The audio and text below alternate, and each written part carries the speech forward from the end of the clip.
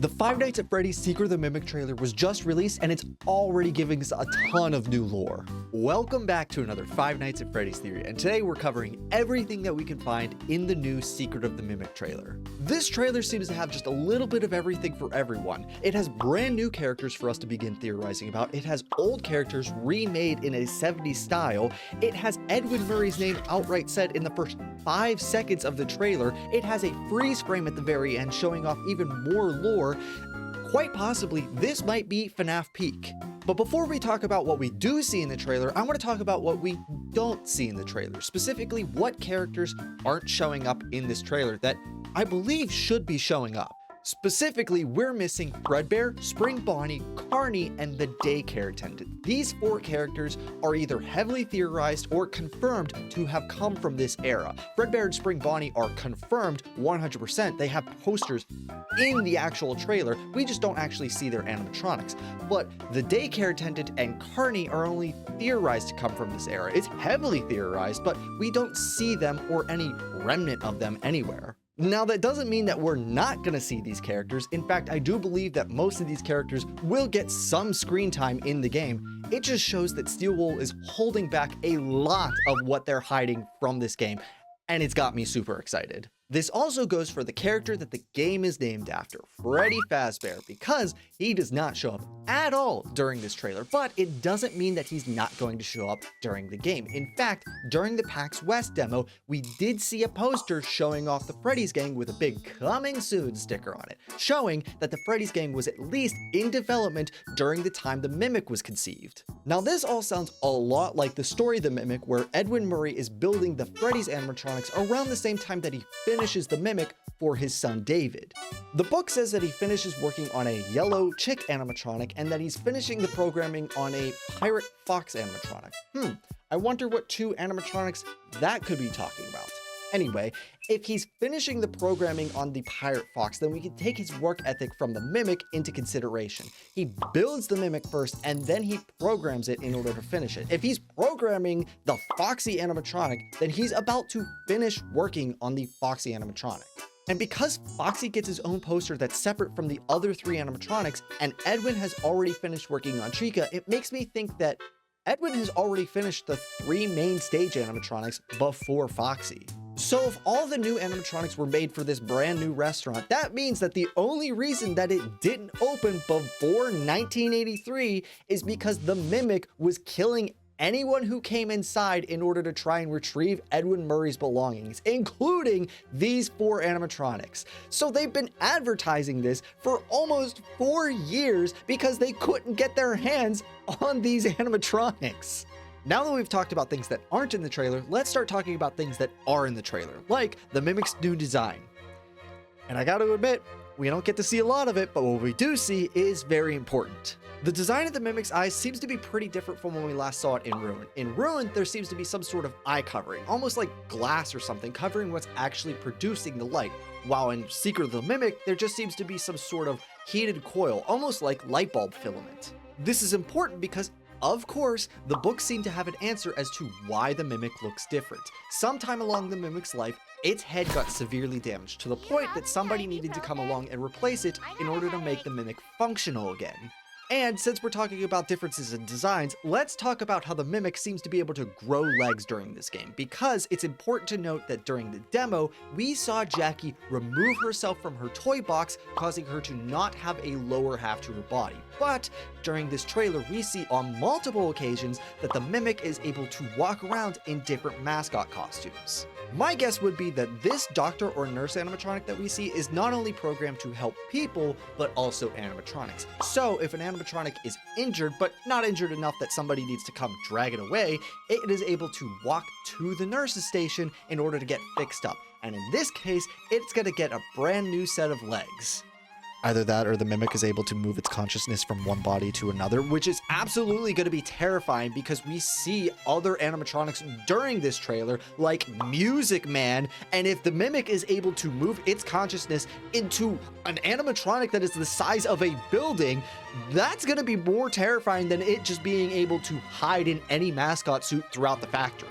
But before we get too far away from that nurse or doctor animatronic, I want to talk about who she is, because I think We already know. See, it's important to note that at the beginning of this trailer, we hear the same voice that's been narrating the game since FNAF 6, except for one narrator in one very particular minigame. In the first aid minigame in Help Wanted 2, we actually get a different voice from the one that we're used to in this game.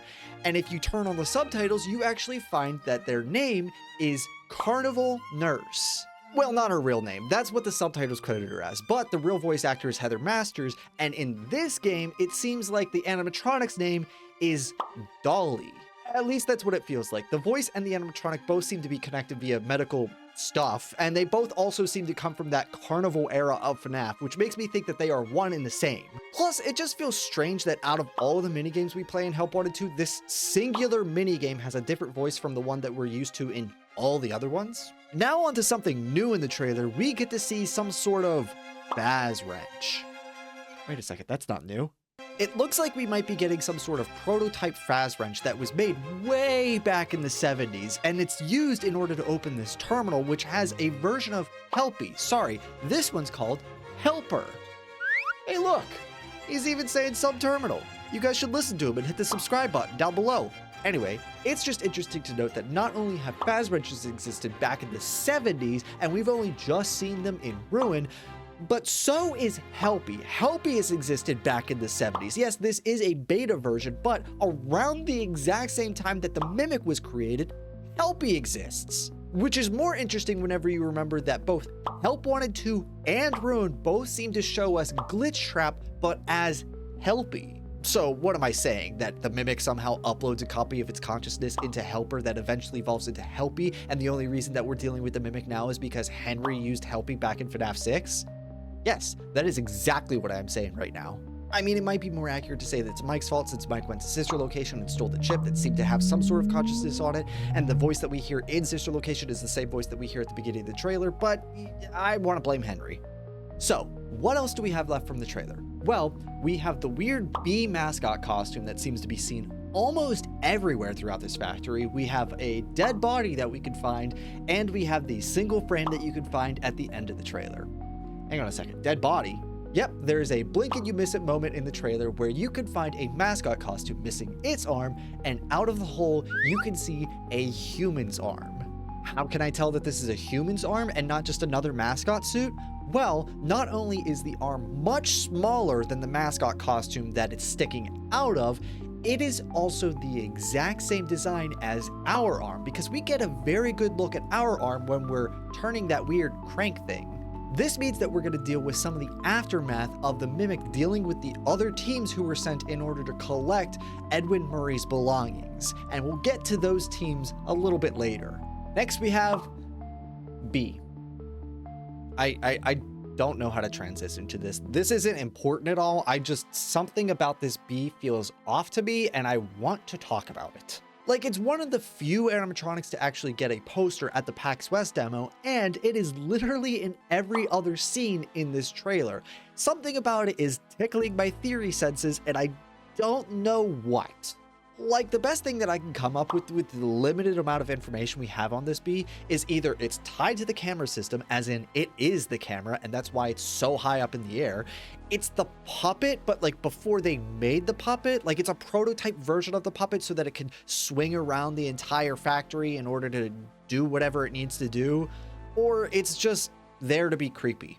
Lastly, we need to talk about that single frame that can be found at the end of the trailer showing off what looks to be the White Tiger plush. But the thing is, I don't think this is just a plush we're looking at this time. Earlier in the trailer, we can see what looks to be a White Tiger mascot costume that seems to be worn by what I could assume is the Mimic. But what makes me think that this freeze frame is showing us a White Tiger costume instead of a White Tiger plush is what this image is trying to hide from us. If we brighten this image, we can see what very obviously looks like a hand. Initially, I thought this might be Glitch Trap's hand due to the shape and color, which would back up the theory that Glitch Trap designed his appearance off of a real costume from the late 70s. But after brightening the image just a bit more, I realized that there is a stripe going across the hand. This hand doesn't belong to any mascot or character that we've seen so far. This most likely belongs to a human, someone like us, someone who was sent here in order to collect the mimic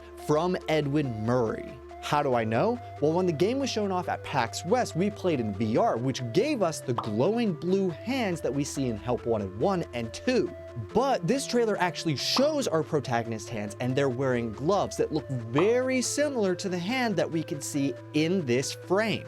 The books tell us that a few teams were sent to the factory in order to collect the mimic, but none of them made it out due to the mimic disassembling them. This could be someone from one of the previous teams, or it could even be someone from our team who sadly met the mimic before we did. I mean, it wouldn't really make sense for Fazbear Entertainment to send one guy to do the same job that they sent multiple teams of multiple people to do, and no one came back from. Nothing in the trailer seems to make it sound like we're coming alone. It's just been speculated by a lot of people that we're coming alone because, well, we haven't really seen any of our coworkers, but I do think that our coworkers are very close by. And with that, I'm going to leave this video here. What did you guys think about the trailer? I'm really excited for Secret of the Mimic, and I hope that everybody else is too, because it seems like it's going to be an amazing addition to the Five Nights at Freddy's franchise. Remember to leave a comment down below and leave a like if you liked the video. Oh, thanks for reminding me, Helper, and remember to hit the subscribe button if you want to see more of my content in the future. Thanks for watching to the very end, and I'll see you in the next video. Goodbye!